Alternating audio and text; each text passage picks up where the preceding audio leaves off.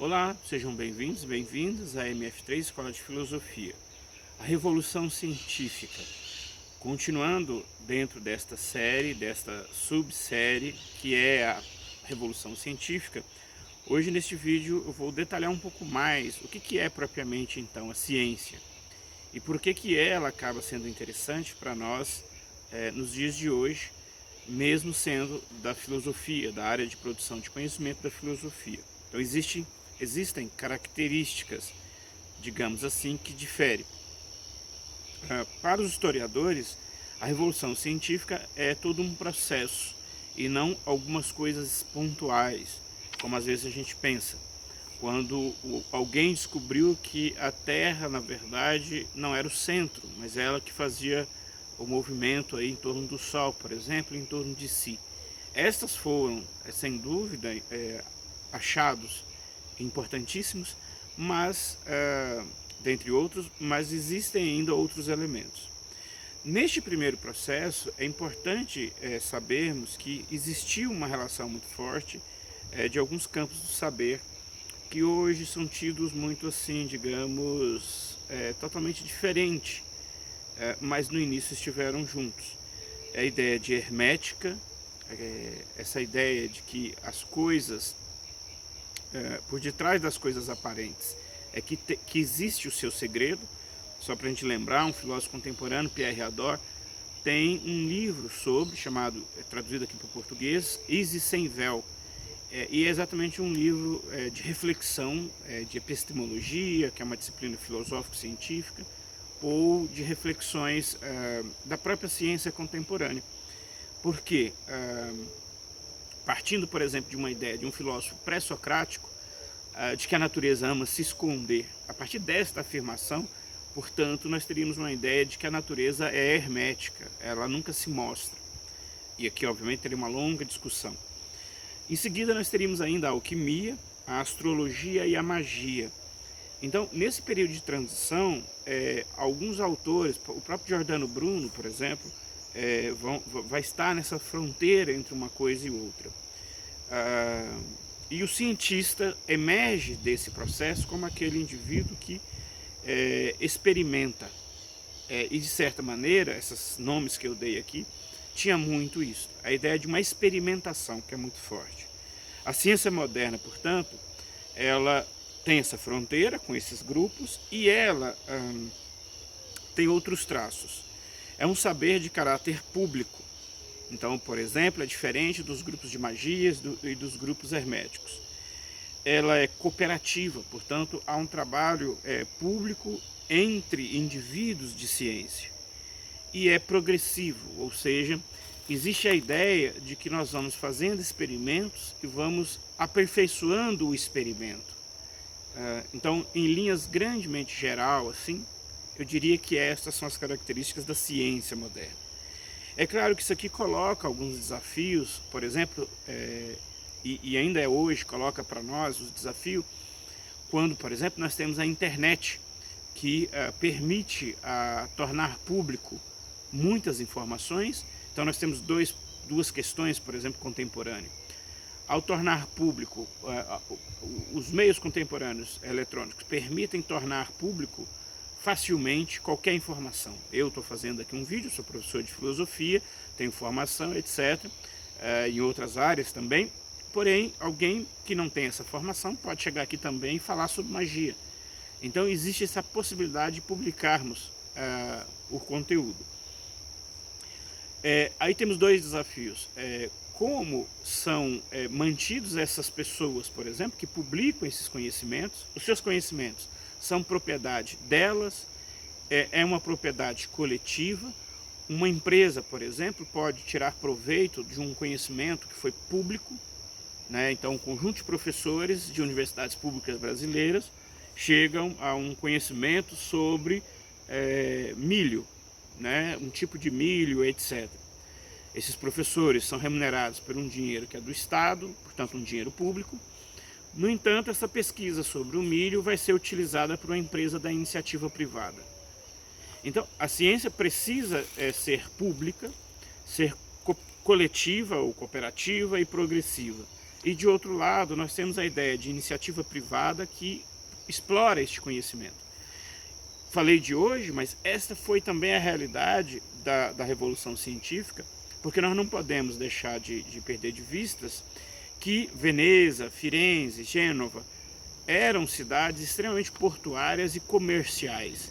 E a efervescência cultural ligada à magia e etc., nesse cenário das repúblicas italianas, devemos lembrar que a Itália, como nós conhecemos, é um negócio muito recente, aliás, posterior ao próprio Brasil, existia já essas questões. Como tornar público um conhecimento, sendo que é a iniciativa privada que vai utilizar, sendo que eu que inventei o conhecimento não vou tirar proveito deles. Isso nos coloca numa próxima discussão.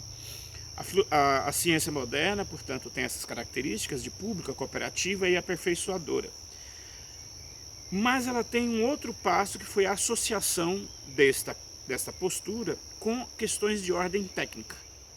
Então, nesse sentido, para alguns historiadores, o contato de um Galileu ou de um outro pesquisador, Kepler, depois de Galileu, ou de Galileu quando ia nas oficinas de balística, de artilharia em Veneza, ou ver as construções em Veneza. Então, de certa maneira, a ciência encontra um conjunto de profissões práticas que vai, de certa maneira, propor questões para a ciência, e a ciência vai conseguir fazer esse trânsito.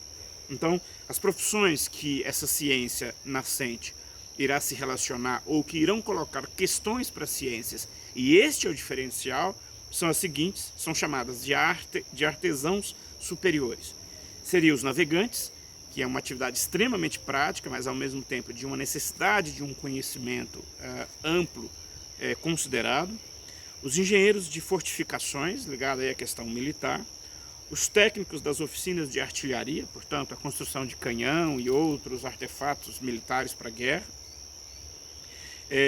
Fazendo aqui com que a indústria, por exemplo, bélica contemporânea, ainda mantenha esse papel estratégico de desenvolvimento nacional, sem o qual é impossível de pensar uma indústria nacional com tecnologias nacionais e um posicionamento estratégico. Agrimensores, quer dizer, esses medidores que têm a técnica de medição de topografias, arquitetos, que é a construção, e artistas. Aliás, de modo muito equivocado, a gente acha que artista pinta. No sentido muito popular, do mesmo nível que filosofia, seria ideias bonitas e vagas. Mas os artistas são, e a área do conhecimento das artes consistem num campo de investigação extremamente importante para as ciências. Portanto, o artista não é só pintura e não é só museu. A Veneza, por exemplo, comporta atualmente uma das maiores exposições de artes mundiais e é foco ali de vanguarda em todos os setores possíveis. Enfim, e essas artes, portanto, práticas, elas opõem, obviamente, às artes liberais, que eu já falei em outros vídeos. E foi exatamente um pouco abrir mão das artes liberais tradicionais, o modelo científico se opõe a elas, que é aquela lógica, gramática e retórica, que é o trivium, e depois o quadrivium, que é a aritmética, música, geometria e astronomia. Portanto, as ciências, em visitação, num clichê aqui de área, as oficinas práticas, os cientistas foram entendendo certas coisas. Historiadores ainda dizem, o óptico, o moço que fazia lente, era um prático, e ele sabia que se ele distanciasse lentes, ele aproximava o objeto, colocando duas lentes convexas e fazendo um jogo ali de aproximar e desaproximar, ele trazia objetos de longe para perto, atrás da lente. Então o artesão sabia isso, mas foi um Kepler que conseguiu lá ver aquilo e teorizar sobre aquilo. Então o avanço fundamental foi exatamente esse encontro de uma série de fazeres práticos com o fazer teórico. Eu finalizo dando um último exemplo de que esse aspecto da ciência, que é a ideia de ser pública, cooperativa, e isso é que dá a robustez da ciência contemporânea. Por exemplo, na arte da navegação, por ser uma arte comercial e, portanto, quem detinha um conhecimento estratégico fazia a diferença. Existem alguns relatos, por exemplo, de amarres de velas nas caravelas portuguesas e como se fazia a virada destas velas que se perderam na história. Que não se sabe hoje, os navegadores, ouvi isso num vídeo do famoso navegador Amir Klink, aqui brasileiro, dizendo que, por exemplo, essa técnica não se sabe como fazia. Porque esta foi uma outra característica das técnicas. Você não contava para ninguém porque você tinha isso como o seu ganha-pão, o seu diferencial comercial. Então você não podia partilhar isso para os outros. E de certa maneira isso perdura até hoje. Receitas de bolos aqui no interior de Minas não se partilha assim para gente de fora. Só quem sabe fazer é da família. E essa cultura, portanto, que ao mesmo que por causa dessa necessidade prática acaba tendendo a guardar a informação. É o que a ciência teve que vencer. Então, em termos de movimento histórico, isso foi profundamente importante, porque isso aconteceu de um modo coletivo e amplo, e o que nós temos hoje de ciência e de benefícios científicos se dá e se deu por causa desta postura, e não por outra postura. Tem desafios, mas, digamos assim, este é o caminho. Muito obrigado e até um próximo vídeo aula.